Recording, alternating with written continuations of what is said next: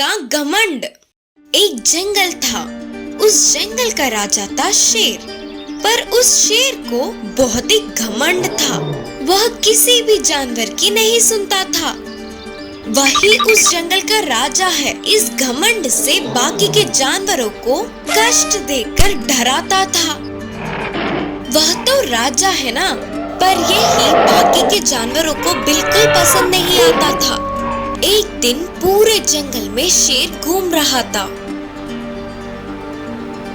तभी उसके सामने एक खरगोश उछलते हुए आई और बोली, ओ महाराज जी, मुझसे युद्ध करोगे क्या? खरगोश ने चिढ़ाते हुए पूछा।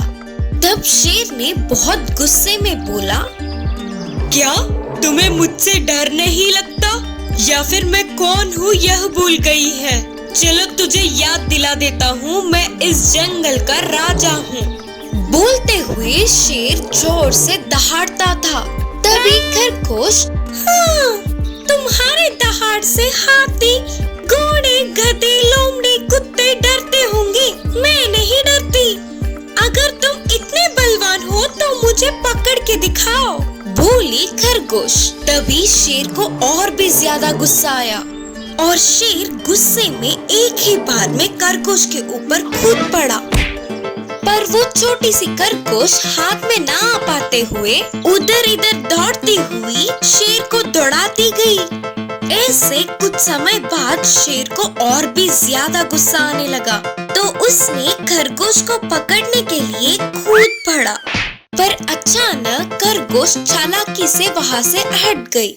खरगोश को पकड़ने के लिए आगे पीछे बिना देखे ही कूदने पर शेर जाकर एक पेड़ से टकराया और नीचे गिर पड़ा। तभी छोटी सी खरगोश शेर को देखकर बोली, मुझे ही पकड़ नहीं पाए और मुझसे युद्ध क्या करोगे? बोलते हुए हंस पड़ी। अब शेर कुछ न कर पाते हुए उसका घमंड टूटने पर शर्म से सिर झुकाकर वहाँ से चला गया। इससे हम यह सीखते हैं कि घमंड कभी न कभी तो टूटता ही है। दोस्ती का मूल्य। बंदर, कुत्ता, बिल्ली जंगल के पास में ही रहते थे।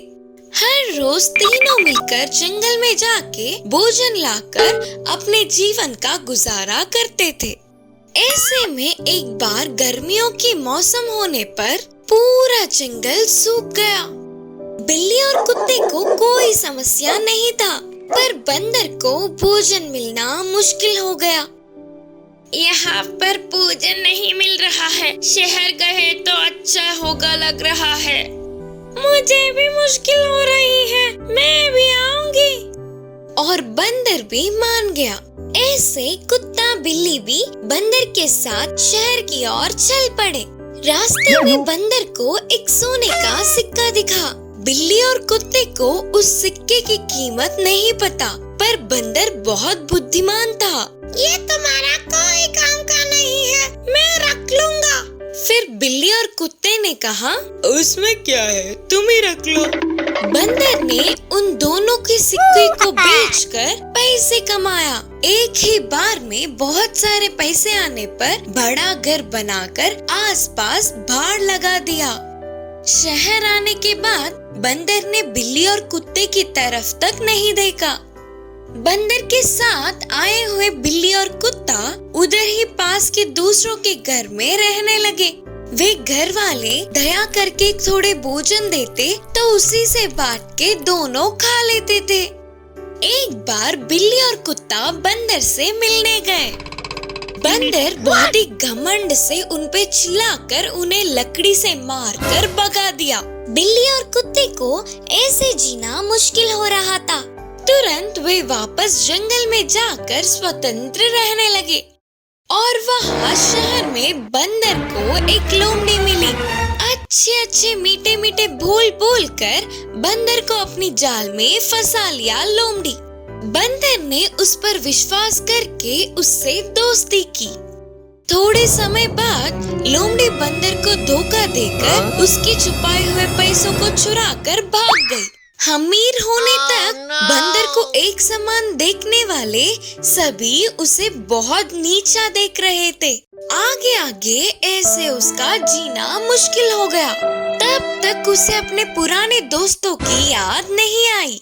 तो ऐसे उसके कितना ढूंढने पर भी बिल्ली और कुत्ता नहीं दिखे। आखिर में दोस्ती के लिए जंगल जाकर वहाँ खुशी से जीने वाले बिल्ली और कुत्ते को देख उसके आंखों में आंसू भर आए। उनके पास जाकर बंदर ने माफी मांगा। तब से फिर बंदर, बिल्ली और कुत्ता अच्छे दोस्त बन गए। बारिश का मौसम आकर जंगल हरा भरा हो गया। उससे तीनों जंगल में ही खुशी खुशी रहने लगे। खरगोश में बदलने वाला शेर। एक बड़ा सा जंगल था। उस जंगल का महाराज शेर था, लेकिन ये सभी शेरों की तरह नहीं था। जंगल में सभी जानवरों के साथ अच्छे से रहता था। हर एक जानवर को ना खाते हुए बस भूख मिटाने के लिए ही शिकार करता था। जंगल के सभी जानवर उसे देखकर डर के भाग जाते थे। इसका शेर को बहुत दुख पहुंचता था। उसे भी उनके साथ मिलकर खेलने की, दोस्ती करने की इच्छा होती थी, पर वो गुफा में ही अकेला रह जाता था। उनके साथ मिलकर रहने की सोचा तो वे उसे देखते ही डर के भाग जाते हैं करके शेर को दुख होता था। एक दिन उस जंगल में एक साधु तपस्या करने आया है। वह रोज जंगल के सभी जानवरों से बात करता था। शेर उनके पास आकर बोला, स्वामी जी, क्या आप मेरी एक इच्छा को पूर्ण कर सकते हो क्या? बोलो। फिर शेर ने पूछा, मुझे ऐसे शेर की तरह नहीं रहना, आजादी से सबसे मिलजुल कर रहने वाली खरगोश की तरह रहना है। मुझे खरगोश की तरह बदल सकते हो क्या स्वामी जी? साधु ने जवाब देते हुए पूछा, तुम इस पूरे जंगल के महाराज हो, ऐसे छोटे से खरगोश में बदलना चाहते हो? इंसान तक शेर की तरह जीना चाहता है, पर तुम ऐसे छोटे जीव में बदलना चाहते हो, ऐसा क्यों? शेर ने कहा, नहीं स्वामी जी, मुझे ऐसे ही उछलने वाली खरगोश की तरह जीना है। ठीक है फिर।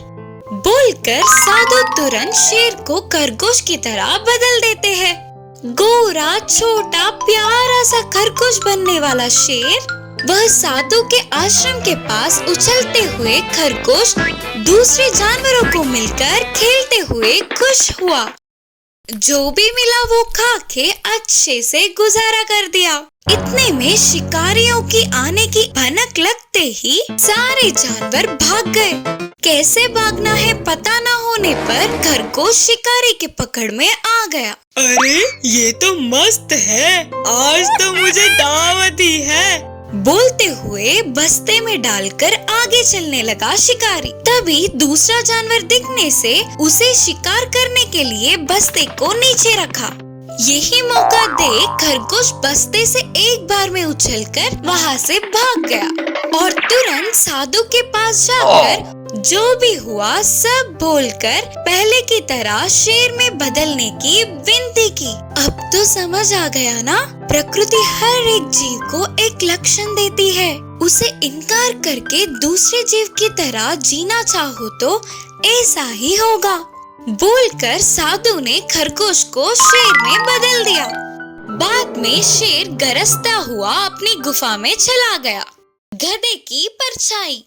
सिरिपुरम नाम का एक छोटा सा गांव था। उस गांव में रामैया नामक एक गरीब रहता था। उसके पास एक गधा भी था। उस गधे को भाड़े में देके मिले हुए पैसों से ही गुजारा करता था। एक दिन सोमैया नामक व्यक्ति आकर उसके सफर के लिए गधे को भाड़े में लिया। बाद में सोमैया गधे के ऊपर और रामैया गधे के पीछे चल पड़े। सूरज सर के ऊपर आके बहुत धूप हो रही थी। इससे उन लोगों ने सफर रोककर एक जगह आराम करने लगे। गधे की परछाई में सोमैया सो गया और रामैया धूप में ही था, क्योंकि गधे की परछाई दोनों लोगों के लिए काफी नहीं होती। तो अब सोमैया गधे के परछाई में बहुत जल्दी सो गया। तब रामैया उसके गधे को थोड़ा बाजू में लेके उसके परछाई में सो गया। भारी धूप की गर्मी से सोमैया उठ के देखा तो गधा बहुत दूर था। उसके परछाई में रामैया आराम से सो रहा था। यह देख सोमैया को बहुत गुस्सा आया और वो रामैया को उठाकर झगड़ा करने लगा और वह झगड़ा बहुत बड़ा हो गया। मैंने मेरे गधे को भाड़े में दिया, पर उसकी परछाई को तुम्हें भाड़े में नहीं दिया। उस बात पे झगड़ा और बड़ा होकर मारपीट तक चली गई। यह सब देखने वाली गधा वह भार ना उठा पाते हुए बाजू में फेंकर वहाँ से चला गया।